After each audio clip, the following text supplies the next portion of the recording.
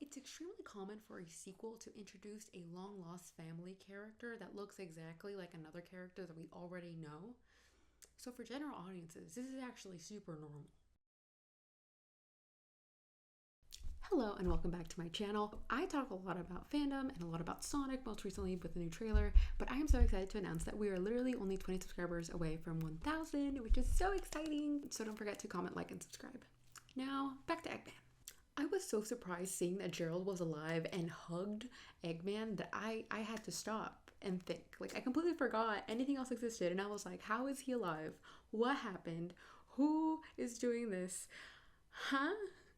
Because to preface this, I love the Sonic movies. I love all two. I love all two of them, and hopefully the third one.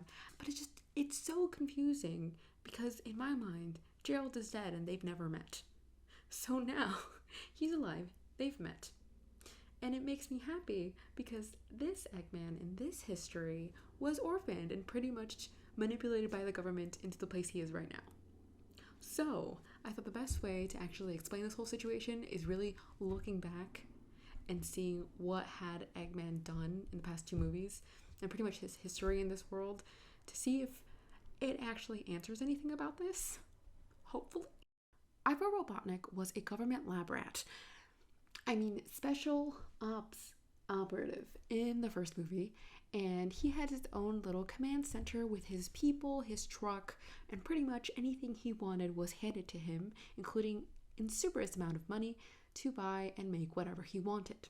His reaction to people was often rude and dismissive, with the only person he somewhat tolerated to translate for him being Stone. And the feeling was quite mutual, as the government was also very against in ever using him for anything other than Commander Walters, who was very adamant on using him for the Sonic case. Now, Ivo mentions a lot of his past while talking to Tom, which people tend to forget because it's Tom. Specific comments that Robotnik made to Tom was that he was an orphan and that he was bullied so hard in elementary school that he made his bully eat through a straw through the use of his intellect. Now that might make people wonder, was he evil? Was this child evil? Should he be taken to proper authorities? Because how can a child cause this harm to another child? Which could be a reason that he doesn't deal with people anymore because he doesn't like people.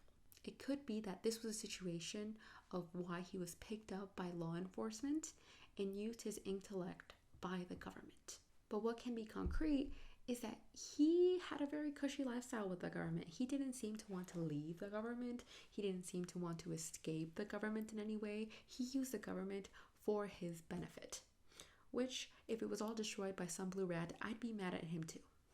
Continuing on to Sonic Movie 2, his existence was completely erased legally by Gunn and whatever other government operation was working with him, because Stone tells him that they took all of their spendings and he is somewhat legally dead or never existed in the first place. So at Sonic 2, his whole lifestyle is once again just pushed out.